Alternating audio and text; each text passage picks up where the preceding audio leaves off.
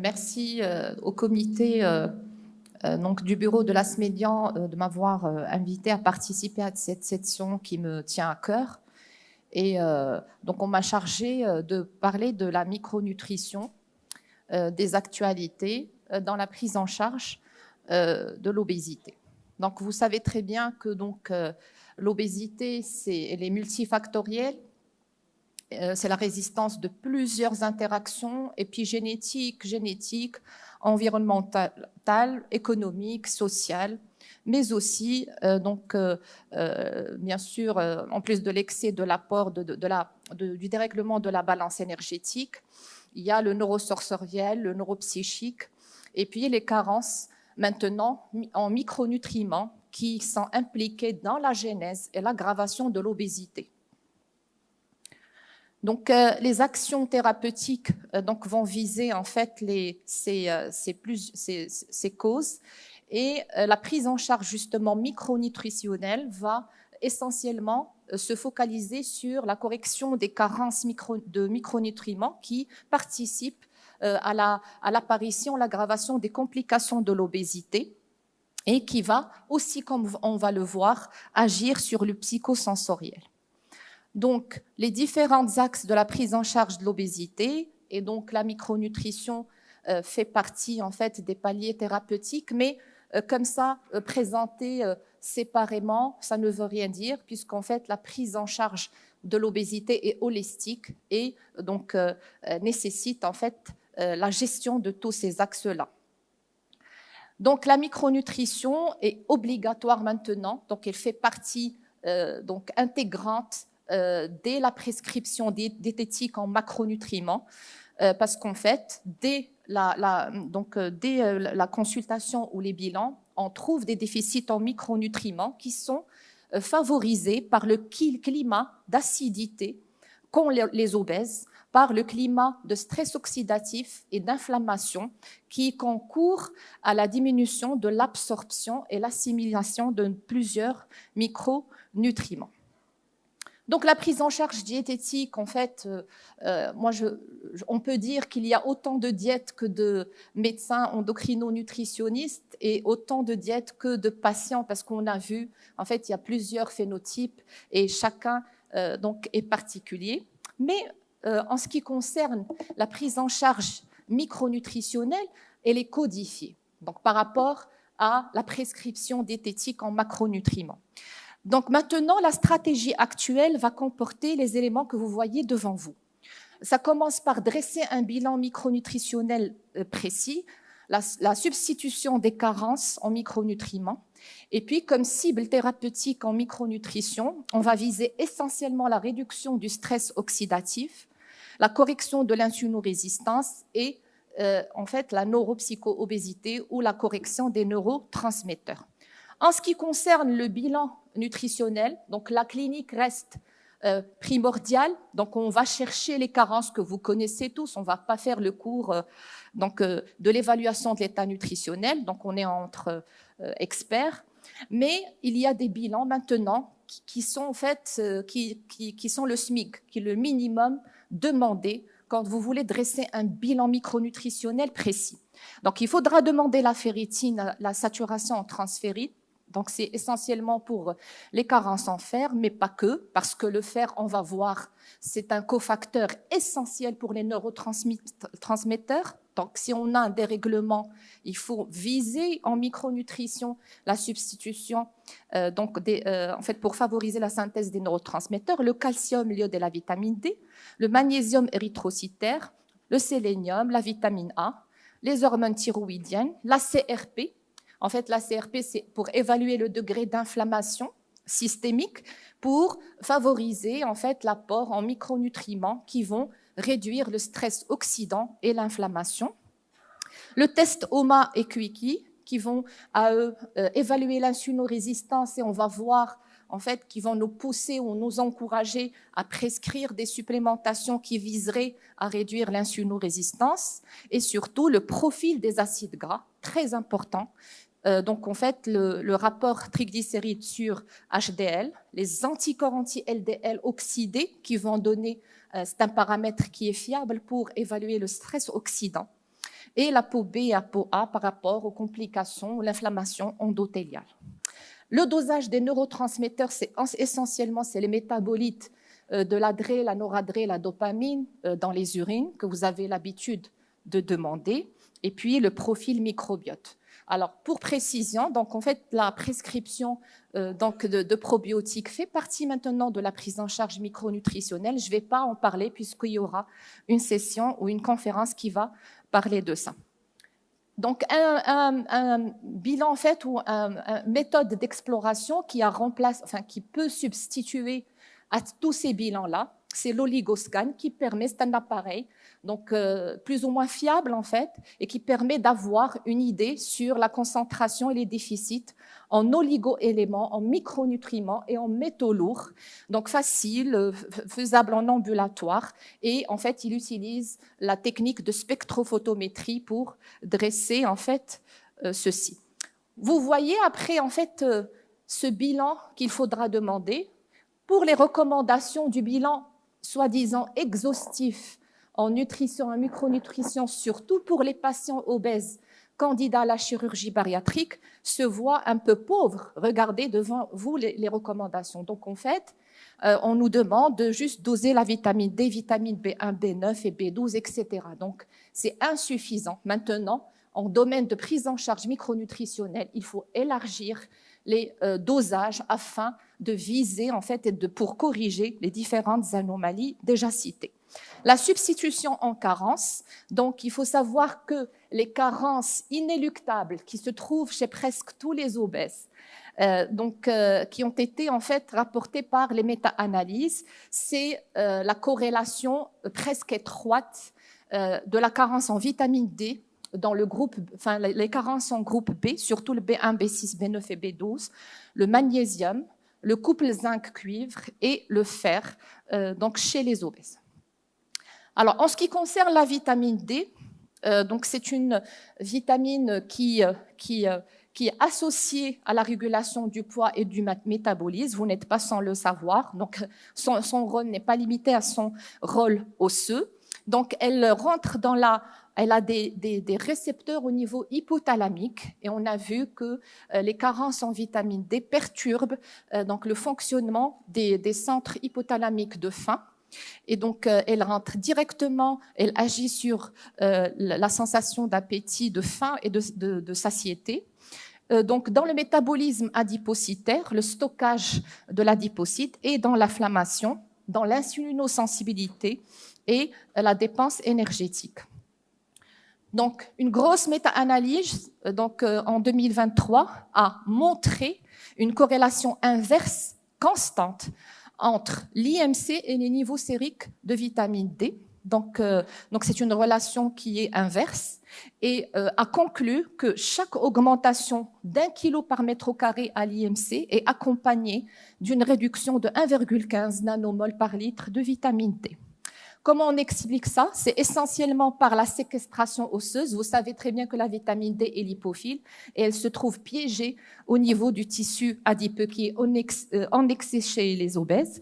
La réduction de la synthèse cutanée parce qu'ils ont tendance à s'isoler socialement, donc l'exposition au UVB. Et la dilution volumique, un patient obèse, plus l'obésité est morbide, plus on a une hypervolémie par dilution et plus on a un problème d'absorption de la vitamine D. Et puis, le climat d'inflammation chronique et d'acidose qui accompagne les obèses, surtout quand on a une obésité abdominale et s'accompagne avec un défaut d'absorption malgré des apports adéquats. Donc, en fait, l'impact de la supplémentation en vitamine D sur toutes les méta-analyses depuis 2019, jusqu'alors, montre que la supplémentation en vitamine D s'accompagne favorise la perte pondérale, l'amélioration des paramètres OMA et QICI. Donc, ça permet de réduire l'insulinorésistance pour les deux groupes, en fait, par rapport au placebo. Les ressources alimentaires en vitamine D, c'est essentiellement... En fait, moi, je ne vais pas m'attarder, ça, c'est sous le doigt, vous pouvez la voir. Mais en fait, j'ai fait exprès de montrer les photos parce qu'à la fin, on va en fait donner des conseils par rapport aux aliments qui vont regrouper la majorité des micronutriments dont on va parler. Le jaune d'œuf et le poisson gras qui sort de ça. Alors, quand on veut supplémenter, la question, est-ce que je prescris chez un obèse les mégadoses ou bien les petites doses fractionnées? C'est ça la grande question. Donc, quand on voit les recommandations en rhumatologie, donc on a en fait le choix entre la prise quotidienne, la prise hebdomadaire et puis bi-hebdomadaire ou mensuelle.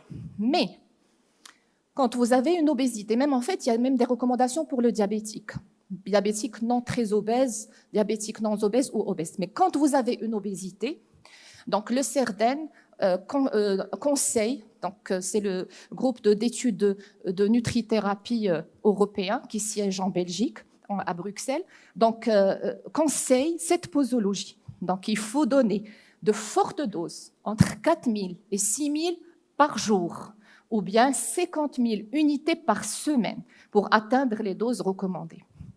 En ce qui concerne le deuxième groupe de vitamines qui se voit carencé chez le diabétique, donc vous avez en fait le groupe B, et ce groupe-là est très important pour en fait le métabolisme des glucides, des lipides et des protéines, parce que ce sont des cofacteurs qui rentrent dans toutes les réactions presque métaboliques qui existent et qui sont impliqués dans la production et la consommation de l'énergie.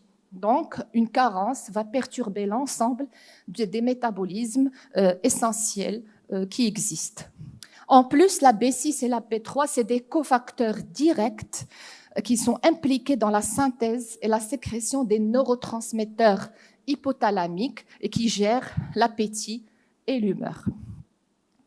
En ce qui concerne les carences en vitamine D dans l'obésité, pourquoi, malgré l'apport qui pourrait subvenir aux besoins, on a presque toujours des carences? Parce qu'en fait, le climat aussi là d'inflammation va en fait réduire l'absorption des vitamines B, et il y a aussi les phénomènes de malabsorption qui sont essentiellement liés aux troubles de transit, qui sont aussi corrélés aux troubles du microbiote, donc des anomalies du microbiote. En plus, si vous avez des patients qui prennent quelques médicaments, essentiellement la metformine, vous avez une diminution de l'absorption de la B12.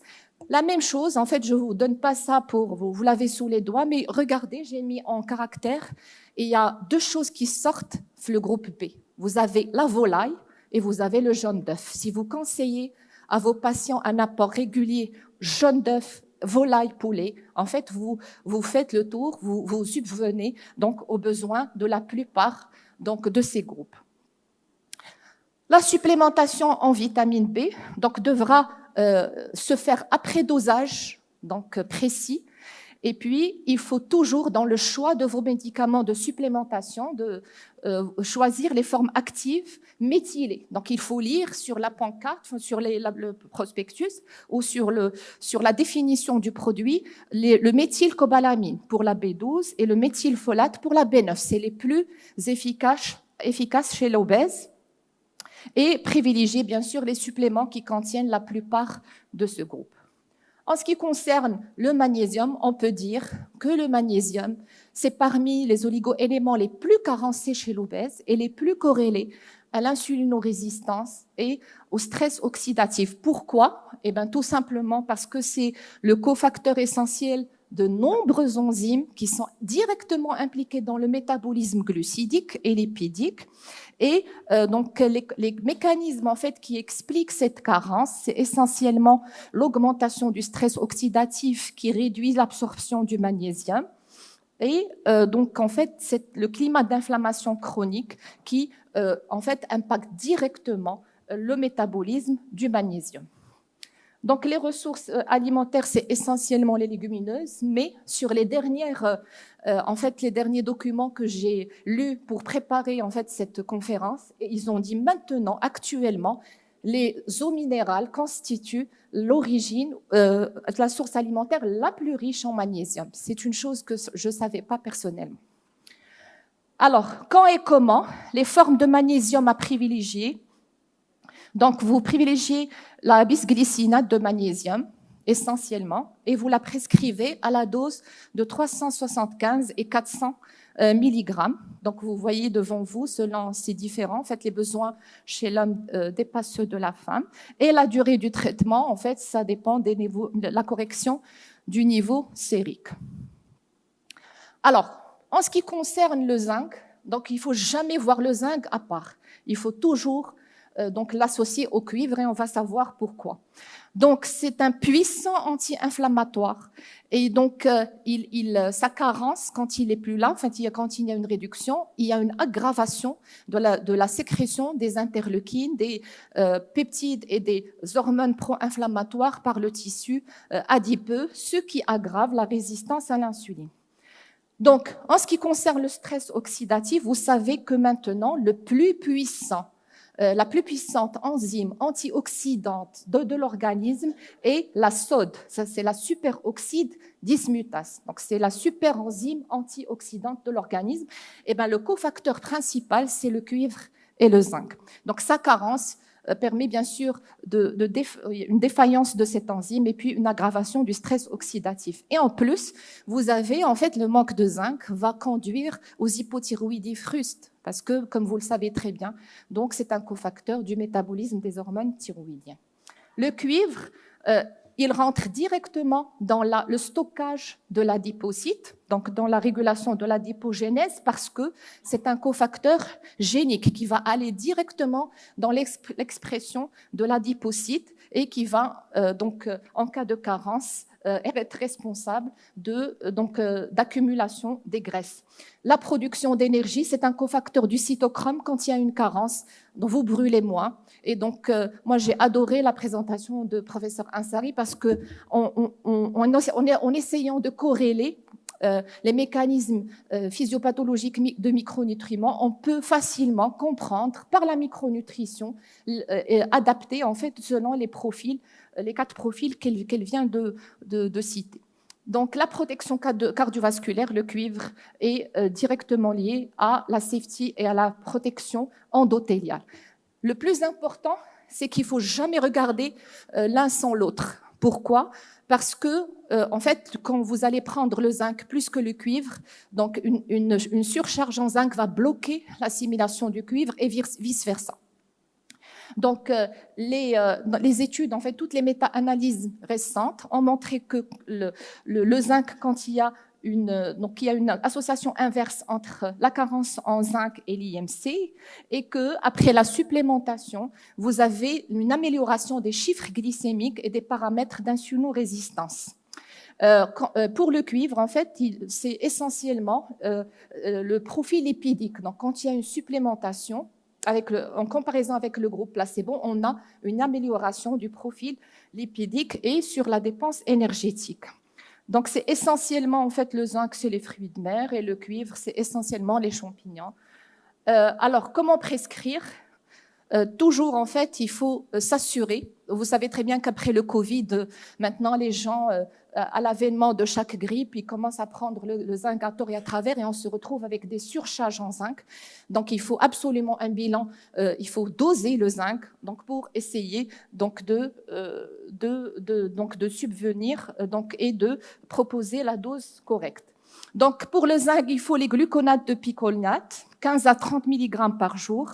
Et pour le cuivre, il faut choisir chez l'obèse la bicyclinate ou citrate à la dose de 1 à 2 mg par jour.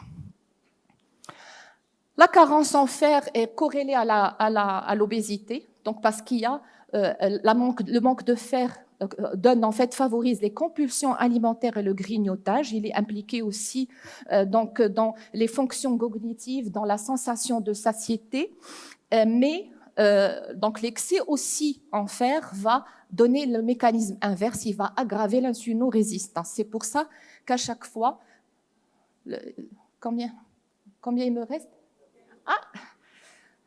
Donc je passe rapidement. Je suis désolée. Alors moi, je voulais insister, sur une chose très importante. Donc, c'est les antioxydants. Et maintenant, il y a les publications concernant le thé vert, donc obésité et thé vert, parce qu'il est très riche en polyphénols. Et les polyphénols ont un pouvoir antioxydant donc extraordinaire. Le chrome, donc, c'est un cofacteur donc, de l'insulinorésistance qui permet de réduire l'insulinorésistance et le stockage donc des graisses. Et il faut le prescrire si jamais il y a carence chez l'obèse au-dessus de 500 mg. Or, la dose normale, quand on a une insulinorésistance sans obésité, vous pouvez les prescrire entre 200 et 400. Alors, on finit juste par les cofacteurs, s'il vous plaît. Je suis désolée. Les cofacteurs impliqués dans la micronutrition, juste pour qu'on puisse parler de ça.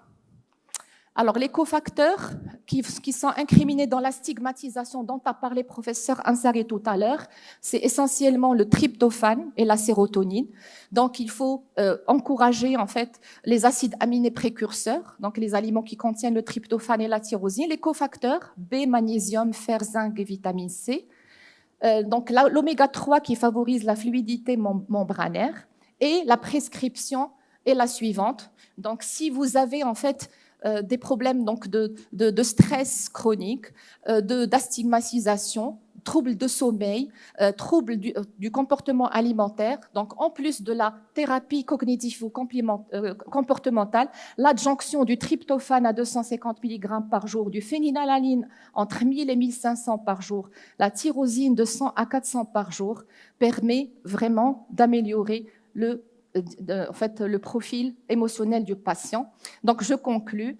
Donc, les stratégies maintenant en micronutrition sont très bien codifiées par rapport en fait aux prescriptions diététiques où on a en fait un méga choix. Et donc, en fait, il repose essentiellement sur ces oligo-éléments dont on a parlé, la liste dont on a parlé. Donc, il faut se focaliser sur ça et toujours en fait essayer de supplémenter les oligo-éléments qui sont méga carencés, comme le magnésium, comme donc le fer, comme le groupe B, et en fait les acides aminés précurseurs des neurotransmetteurs. Et je vous remercie pour votre attention. Merci, chère amie Rizlan.